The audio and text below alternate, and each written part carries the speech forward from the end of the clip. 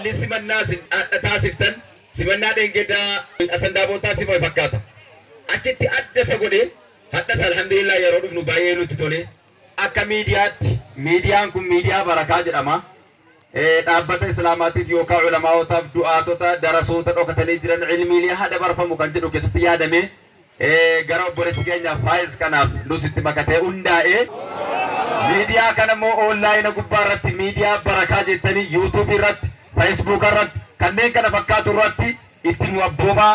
350 710 argame. Allahu akbar, Allahu akbar. Ogashi Ahmadin arganne male kan qarshii rakkoon hin jiru miti biyya. Allahu akbar. Oofaa kan waggaatti kuma meeqa dhufaa jira, kuma dhibba meeqa dhufaa jira. Kanaaf karaa salphaatti waan hojjetamuu danda'u nama tokko qofatti feetanii nama sangaa lama sadi qabu utuu sangattii irra tokko gurguree kenne hin jedhina. Abbaa qabeenyaa amma mootummaa yeroo dhufe abbaa qabeenyaa kuffisa. Waan humna isaatii olii deeggarsa paartii abbaa qabeenyaa rakkaa'ama. Imaamnis yeroo ol ka'e eenyuun hin imaam? Naa'imaa jamaa. Nauma waa qabu. Liqiin naannoo yeroo dhufe eenyurra gala? Taasiyaa yeroo kee maaloo utuu jedhu akka shila isheen keenya jiran ishee mammadamiin. Muraa raafuu godhee wal qixxe ofii hojii wal qixxaateetu mana gaatee ta'a bakka. Miidiyaa barakaa kana nu hordoftanii laayikiitti nu gootanii shir nu gootanii ergaa gartanii darbuu isiniif dabarsinaa harkanaan fuudhinne. Nama barnoota saayinsii qabu malee darasaadhuma kana namni nama faanse'u waan isin waa tokko beektuun se'u. Inni darasaa tuffataa warri barnoota saayinsii qabu darasaan achi deebi'ee tuffataa walii galamuu hin dandeenye. Miidiyaan kun nuuf bal'atu. Miidiyaa barakaa jedhameetuma barreeffamnaan yuutuubiin gadhiisa ba'u. Abbaan asitti baatanii intarneetiin hojjannaa miidiyaa barakaa meema jedha. La ilaha illallah. Galgala gaawamti sin agartan wachirraa gadi buunaan muhaadaraa keessa agartu ofuma keessatti agartu ofuma agartu aboo boro booda of arguu jammartu akkasi. Allahu akbar, Allahu akbar jeen, Allahu akbar. Rabbinu haa milkeessu miidiyaa kana, rabbinu haa bal'isu. Nama ijoollee ta'ala jirtu ta'as jirtu miidiyaa barakaa akka jarri ordofanu akka jarri keessa galan shamarran ala jiru qeerroof qarreen bakka biraa jirullee sharitti godhaati haa ordofanu ergaa biyyaati. Jabaadha of jabeessi karoora haaraa baasii milkeessi waan har'a hojjuu yerootti hin kennin har'uma hojjadhuuti xumurii har'a karoorsi kayyoosi duraa. Rabbiin galmaan isin haa ga'u. Shamara keenya Rabbi galmaan haa ga'u. Dubartoota keenya warra haala kanaan ulamaa keenya nuu keessummeessan Rabbiin isaan haa milkeessu. Jahannamarraa Rabbi isaan haa bitu. Hundi keessan guddaa isaa galatoomaa. Akka biyyaattis yeroo didoo jedhamu akka itti dhufne yellaa dhufne wallaahi yaa Rabbi namoonni biyya biraatti akka biraa ta'a akkam taana jedhaa dhufaa dhufne alhamdulillah haala bareedaadha. Ofumaa keessanii maal tokko hamilee takbiiraa ofii jedhame. Meejara amma sitti deebi'aate. Allahu akbar. Haalli simannaa taasiftan simannaa dheengeeddaa asandaabotaa si fakkaata. Achitti adda isa godhee hadhas alhamdulillah yeroo dhufnu baay'ee nutti tole. Akka miidiyaatti miidiyaan kun miidiyaa barakaa jedhama. Dhaabbata islaamaatiif yookaan ulamaawotaaf du'aatota darasoota dhokatanii jiran ilmiilee hada barfamu kan jedhu keessatti yaadame gara obboleessi keenya Faayiz kanaaf nusitti makatee hundaa'ee miidiyaa kana immoo onlaayina gubbaa irratti miidiyaa barakaa jettanii yuutuubii irratti feesbuuk irratti kanneen kana fakkaatu irratti itti nu abboomaa. Sabiskiraatti godhaa fooloo nu godhaasi miidiyaa kana nu jajjabeessaa. Ulamaa keenyas yeroo kana keessatti yeroo namni tokko sirba kaameraa miidiyaa 100 gadhiisaa jira kanuma faana yaadatameetuma tarii ulamaa keenya aalamna argu biyya keenya kana biyya diinii ta jedhu jenneetuma xiqqoosi qalbii keessatti yaadne. Dhaamsa akka xumuraatti Sheekh Ahmad hafidhahullah Rabbi isaa eegu wallahi akka mataa keenyaatti biyya keenya ta'e malee waan guddaa dalaguu barbaanne turre waan namni itti fayyadamaa jiru waan ulamaan amanas amanuu baadhaa naaddaarraa sandaaboorraa naannoo maannaarraa wallahi warri halqaa qaraa isaa jiran Sheekh Ahmad kanarraa dhufanii kitaaba qaraanii deebi'aa jiran. Maal jettan mee takbiira? Allahu akbar. Allahu akbar. Ustaazni ni beeku namoonni madda kitaaba ulamaa ta'anii kan waggaa kan waggaa kudha wayii qaraasaa jiran ustaaza kana irratti dhufanii fayyadamaa jiran. Inshallah ilmi bareechinee qara'uu qabna. Rabbi galmaan isin haa ga'u. Waa tokko isiniin amajool. Sagantaa yeroo biraa deebina. Nabi Muhammad sallallahu alaihi wasallam gaafa ergaman waggaa meeqa irratti ergaman? Sagalee hundaan jedham waggaa meeqatti ergaman? Waggaa 40. Namni waggaa 40 as keessa muraasa. 40 gadi hundi keessan baay'een keessan. Hadda namni Rabbiin ilmii qeesnii fidennaan waggaa 40 kana irratti kaatanii yoo ilmii fuftan waggaa 63 jiraatan miti Rasuul Rabbi sallallahu alaihi wasallam waggaa 63 jiraatanii addunyaa irra deeman. Wanni isaan nabiyyummaadhaan ummata kana fayyadan ergaa waggaa 40tti jalqabee waggaa 23 jidduutti aalamni kun Rasuul Rabbiitiin ife sallallahu alaihi wasallam. Waggaa kana isinis yoo qaraatan kanaa ol fayyadamuu dandeessan. Isini galaa jira miti jamaa. Dargaggoon dara yeroo keenyatti fayyadamnu. Yaa dargaggu man faatathu saa'atun min umrihi takun alayhi hasratun fi qabrihi jedha. Namni yeroo tokko daqiiqaan isa jalaa bilaasha dabarfatte qabrii keessatti daash jedhamee dhufa bootaa duwwaa dhufaaf. Gaafi inni nu sagannes nu dhufa, inni nu maasee hojjenne nu dhufa, inni bakka duwwaa ta'e dhufa.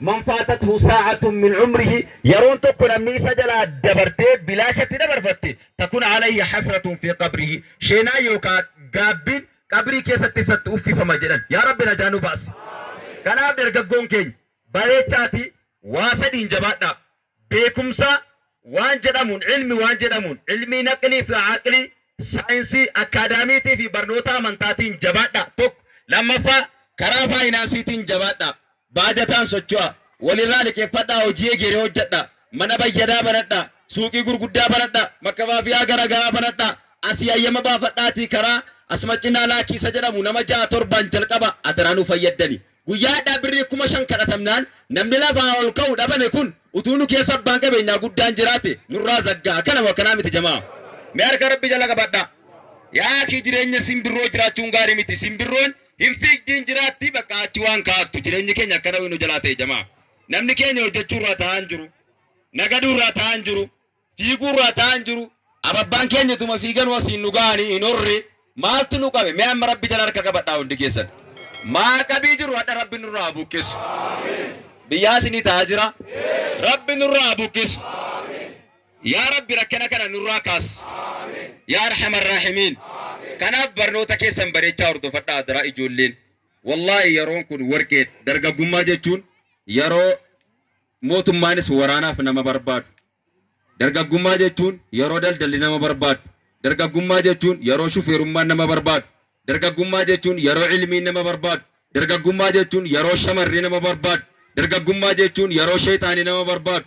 Walumaa galatti umriin dargaggummaa kuni umrii mataansaa waa irraa bahafame yookaan bal'ifamee qoratame dhumuu hin dandeenye keessaa immoo abbaan falyaftar maashaa isa fedhaa filatu namni tokko yoo ilmii barate ilmii barannaani bakka guddaa ga'uu danda'am akkasin amma yaaddannutti nama barnoota saayinsii qabu malee darasaadhuma kana namni nama faanse'u waan isin waa tokko beektuun se'u inni darasaa tuffataa warri barnoota saayinsii qabu darasaan achi deebi'ee tuffataa walii galamuu hin dandeenye hunduma isaa immoo nama keessaa qooda fudhatu rabbi nu haa taasifatu.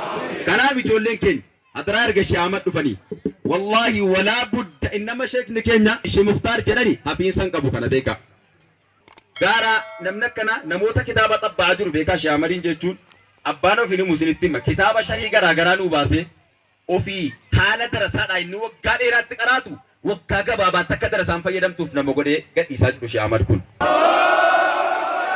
أما سردي بيامي utuu namni wayii ka'e nu keessaa fiigicha wayii fiige atileetii jabaa ergannee ka'e addunyaa irratti fiige dhiiraa miti durbii baantee uffatteetu fiidde ijoollee keenya teennaan gadi baanee harka rukunnee akka raayyaan jedhu yoo cinii namni hin dhageenyu inni kun waa rabbii taanaan tarii darasoota allamuudhaa deemaa jiran hamlee taabiranu dhaabbadhaa darasaan nu quba qabnu falillaahi alhamdu wal minna akka aanaa kanaatti kanan ofirkaa qabu yookaan akka yaadaatti galmeerraa xiyyeeffadhee jiru gariin na beeku gariin nan beekan ijoolleen allamuudha kaarra bu'anii jiran akka aanaa dedootti kanan beeku qofti nama 64 kanammoo yoo rabbi jedhe hin mul'isna hin baasna aanaan dedoo maaliin beekama yaa inni dukkana kallaqxe wanni kun qayyaramuu qaba nurraa dhaabbatu jedhame jedhaa miidiyaan darbaara nurraa dhaabbatu jedhaa hojiidhaan kan inni ofirraa jijjiiramu isin galaa jira miti jamaa kanaaf ulamaa gadhaaba dargaggoon keenyas jabaadhaa fuulduratti nu deema ustaaza bira nu dhaabbadhaa maallaqa ustaazaatii yaaddayna inshaallah maallaqa ustaazaatii yaaddayna wallaahi isin ilmii qaraa maallaqa yoo rabbi jedhe yeruma tokkitti saba sabni akka dargaggootti hin guunnaaf inshaallah waan yeroo dheeraatti hojjetamu maaliif nummoo kadhaayyuu dhiisne waa wayitti fayyadama mee waan isinitti himu namni 200 dargaggoon 200 fi dargaggoo faana dabalatee dubartoota jajjabaa dabalatee hangafa dabalatee namni 200 as keessa hin jiru keessa galee naayima ijira moo hin jiru injira miti namni 200 ji'a tokkotti namni tokko 200 fiduun dadhaba adaraa isa dhugumaanaan jedha yeroo jettan ji'aatti birrii 200 nama 200 qabda miti fakkeenyaaf 200 dhufee galmeedhaani birrii 200 lama haa kaa'u namni 200 yeruma sana ji'a jeetti yeroo goonu 40,000 yeruma sanatti isin galaa jira miti khidmaa diiniitiiti nama ulamaa ta'ee ilmii kan achiisa rakkina irratti harkifatanii fidanii asin geessan erga isaan ilmi barsiisaa jiran namni 200 qofti wal galmeessitanii utuu kaatanii birrii 200 qofti dubartoota faana dabalattanii hangafa faana dargaggoo kan biraatti harkifatanii ijoollee matooraa ji'atti 200 yoo fiddanii ji'a tokkotti buusii yeroo tokkotti 40,000 ji'a lamatti 80,000 oofaa kan waggaatti 1,000 dhufaa jira 100 dhufaa jira kanaaf karaa salphaatti waan hojjetamuu danda'u nama tokko qofatti feetanii nama sangaa lama sadi qabu utuu sangattii irra tokko gurguree kenneen jedhina abbaa qabeenyaa amma mootummaa yeroo dhufe abbaa qabeenyaa kuffisa waan humna isaatii olii deeggarsa paartii abbaa qabeenyaa rakaamu imaamnis yeroo ol ka'e eenyuun illi imaam naa'imaa jamaa nama waa qabu liqiin naannoo yeroo dhufe eenyuun ragala taaziyaa yeroo ka'e maaloo utuu jedhu akka sila sheenni keenya jedhan ishee mammadamiin muraaraafuu godhee wal qixxe ofii hojii wal qixxaateetu mana gaa ta'e ta'a bakka itti godhu sharaa qofa walirraa argifachuu qodaasii durbitamtee caccabde qofa walirraa argifachuu kana ta'uun qabu namni hundinuu wal deeggarree waan jiru achitti baasee ulamaa keenya ceesuu qabna rakkinni Sheek Ahmad daqiiqaa tokko osoo hin taane sakandii tokkoof dhaga'amuun qabu wassalaamu alaikum warahmatullaahi wabarakaatu amma inni irraa bilchaatutti jiran jalatti nu waadaa mul'oo jette jedhan amma sitti nuti yeroo gabaabduu kana keessa hamma makiinaa qaqqabnutti Sheek Ahmadiin matoora abbaashii bituudha qophiidha Allahu Akbar maaliif jennaan namni akka eegasii lafa tumee makiinaa eegee asfaaltiin baganuu galee fiixaan nu baba'u jenna sheekni immoo jelaa amma makiinaan gahutti walitti dhufne dhiqomu adiraawaa maran seenaa halkan binnee sinirraan baafna izni rabbiitiin inshaallah rabbana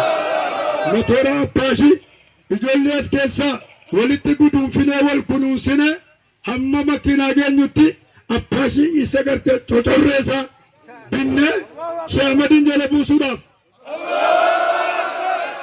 miidiyaa barakaa kana nu hordoftanii laayikiitti nu gootanii shir nu gootanii ergaa gartanii darbuu isiniif dabarsinee harkanaan fuudhimme miidiyaan kun nuuf hamallatu miidiyaa barakaa jedhameetuma barreeffamnaan yuutuubiin gadhiisa ba'u abbaan asichi baatanii intarneetiin hojjannaa miidiyaa barakaa meema jedha laa ilaaha illallah galgala gaawamti sin agartan wachirraa gadi buunaan muhaadaraa keessa agartu ofuma keessatti agartu ofuma agartu aboo boro booda of arguu jammartu akkasi Allahu